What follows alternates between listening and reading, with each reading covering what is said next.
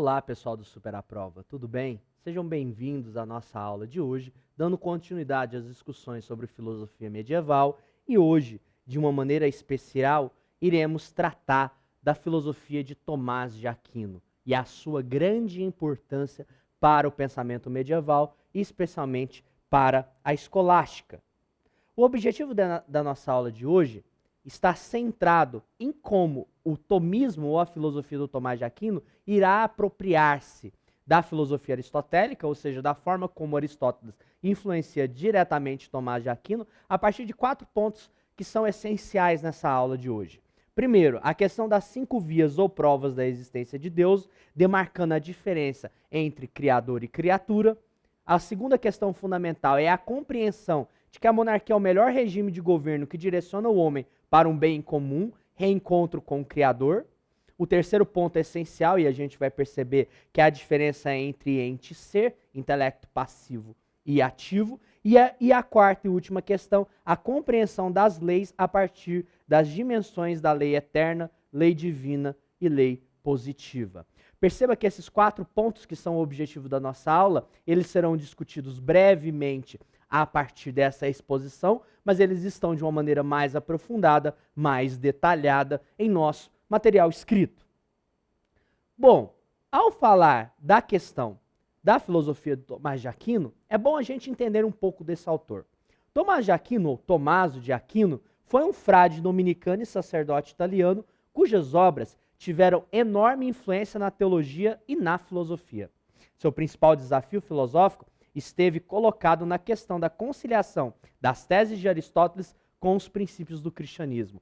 Perceba, na escolástica, a grande referência do pensamento será Aristóteles.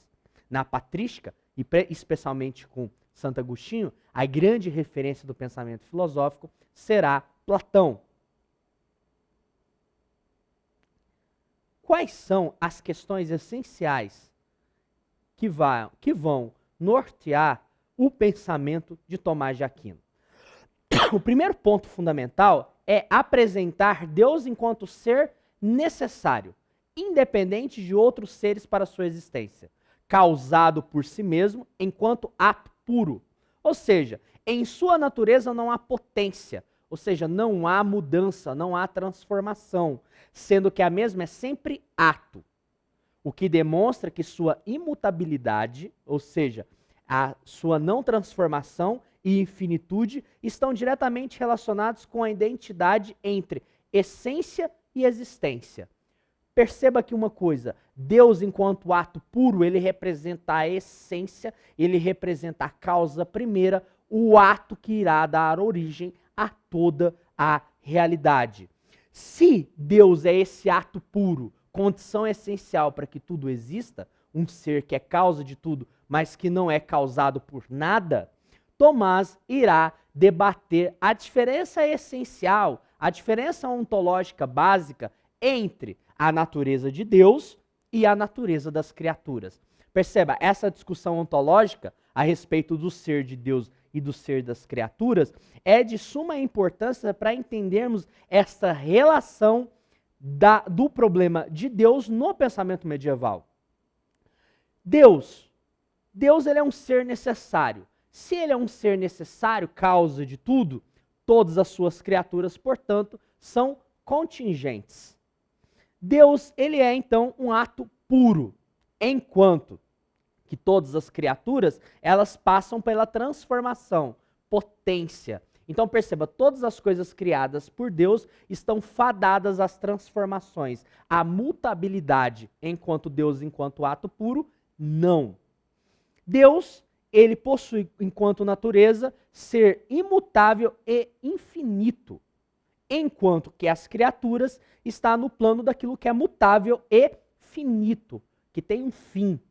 Deus é causa de sua própria existência, ou seja, não foi causado por nada, enquanto as criaturas têm a sua existência dependente de Deus. O quarto e última questão dessa diferenciação ontológica entre Deus e as criaturas se dá do fato de que a essência de Deus condiciona a sua própria existência, enquanto que nas criaturas a existência concreta e a existência abstrata vão ser determinadas diretamente pela questão de Deus. Portanto, a essência das criaturas é Deus. E sua existência, portanto, vai ser determinada por Deus. As criaturas, elas não são capazes de se autodeterminar. Deus, por fim, ele representa um intelecto puro, um puro agente, enquanto as criaturas estão enquanto um intelecto passivo, predominantemente passivo. Há um intelecto ativo, mas predominantemente ativo. Portanto, a inteligência das criaturas está sujeita a um conhecimento a ser construído, enquanto Deus é um intelecto puro, possui o conhecimento de todas as coisas. Deus, portanto, ele é onisciente, sabe tudo. O último aspecto essencial que irá nortear o pensamento do Tomás de Aquino, que é um dos temas essenciais, inclusive do pensamento da escolástica, é a questão das 5 vias, ou também chamadas de 5 provas da existência de Deus. Influenciado pela lógica aristotélica, influenciado pelo pensamento de Aristóteles, Tomás de Aquino irá buscar os referenciais da lógica aristotélica para procurar, do ponto de vista lógico, do ponto de vista racional, justificar a existência de Deus. Essa justificativa irá se dar pelas 5 vias. A primeira via será a via do movimento. Nessa primeira via, a definição que temos é um princípio do movente não movimentado. Deus, portanto, é a causa do movimento de tudo, mas ele não é movido por nada. A segunda causa é a da causalidade. Deus é a causa primeira de tudo. A terceira via é a via da contingência. Enquanto as criaturas são contingentes, existe ou não a possibilidade de ser, Deus não. Deus ele é a causa necessária de tudo. A quarta via, de suma importância, é a via da perfeição. Uma vez que Deus ele é perfeito, ele constitui a matriz de todas as coisas que são, portanto, criadas por Deus. Toda a existência está diretamente vinculada, condicionada à perfeição da existência de Deus. E a quinta e última via é essencial para fechar esses aspectos centrais do pensamento de Tomás de Aquino, é a questão da ordem.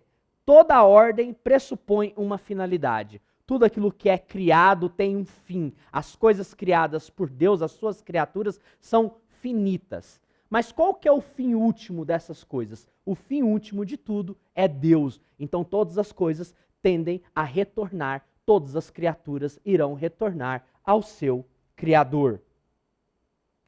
Como uma sugestão de reforçar essa discussão, sugiro uma leitura aprofundada e uma análise contextualizada da obra de um compositor brasileiro, Jorge Benjor, na qual musicou uma das obras mais importantes do sistema filosófico de Tomás de Aquino, a Suma Teológica. A letra em questão mostra como Deus se coloca num gênero superior ao da criatura.